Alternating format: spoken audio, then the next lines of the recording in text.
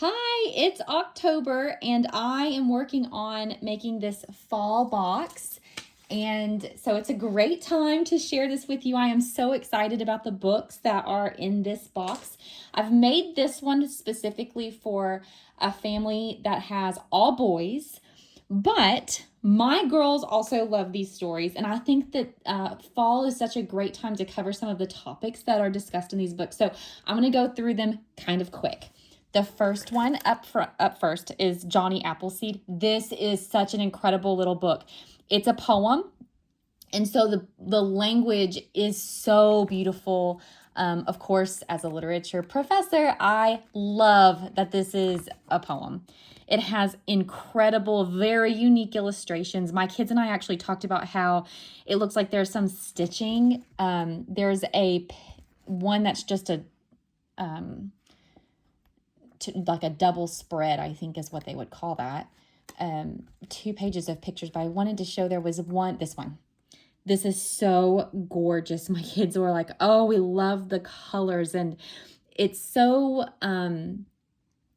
just fitting that the pictures, these illustrations are so just rich and emphasize the beauty of nature and the changing season. It tells the incredible story of Johnny Appleseed, but at the very back, if you homeschool like me, you know that you have to cover, there are some things that you have to cover in terms of content. So at the very back of this book, it has the true story of Johnny Appleseed, which is just so neat. He was a missionary and had a really unique philosophy about giving and being so generous. And generosity is one of the lessons that in a world where everybody's out for, number one, I think it's so important to read books to children and show them these amazing heroes that we can learn from who put others first.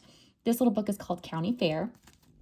It is a very cute book. What I like about it is it tells the story of, let me see if I can find them in their little covered wagon.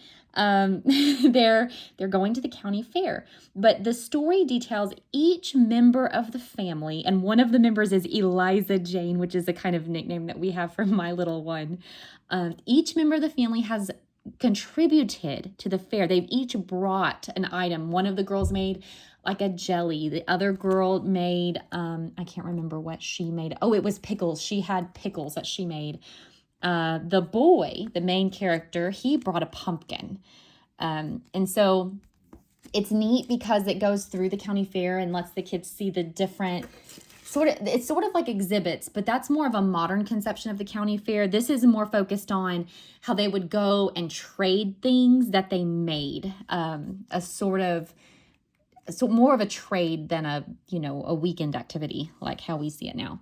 Too Many Pumpkins is a book that the cover and the title of it, I think, make it sound like it's a sort of silly story.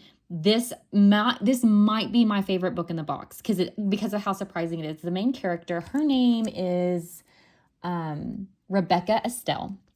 And Rebecca Estelle grew up eating pumpkins constantly. And it doesn't tell you why at first that she had to eat them constantly. What it tells you is that she therefore hates pumpkins. But later on, it tells you that they were poor. And so they had to eat pumpkins, and they had come up with all these unique creative ways to make pumpkins and use them differently in their family. So she accidentally grows a pumpkin vine. She hates them. She doesn't want to grow them. Despite all her efforts to not grow pumpkins, she ends up growing this massive vine, and they take over her yard. And so in the end of the story, what she decides to do is to give them all away because she knows better than anybody else all the unique ways that you can, cook with a pumpkin. And so she makes all these different snacks. And it's like she cooks until she's just so exhausted she can't stand up. Like, just such a generous spirit. And it's even more generous because you know how much she hates pumpkins. But she knows what to do, all these recipes. And so she ends up giving them all away. It's such a wonderful story about giving, I think. Fletcher and the Falling Leaves is it's got the sweetest main character. Fletcher's a friend. His favorite tree has brown leaves and they're falling off, and Fletcher is so concerned. He is so sweet. And in the very end, it has this, so all the pictures are sort of, like fall colors. He's very worried, but in the end, oh my goodness, he says, you are more beautiful than ever. And it's got sort of a glitter to it. You can't quite see it because of how I've got everything set up, but such a neat story about, concern for his dear friend, but also finding beauty in a new season. As an adult, we recognize the metaphor of a new season.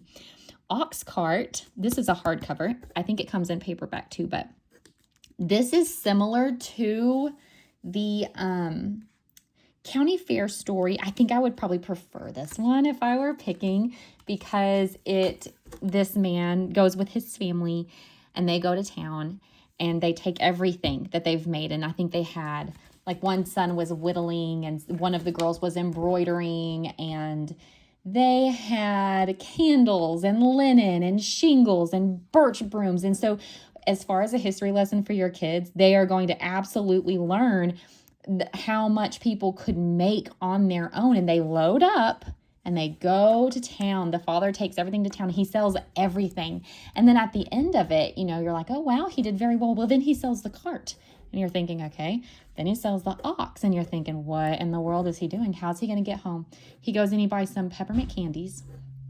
And then he goes home. And the family is so neat. They start back to work. And I just love stories. See, he's making a new yoke for the new ox that they have in the barn. I just love it because it, like, teaching our kids working hard is just, it's a joy. It's an honor to be able to work and create and serve and give to others. Last one, I don't really need to cover it because it's so famous. It speaks for itself. It's The Great Pumpkin, Charlie Brown.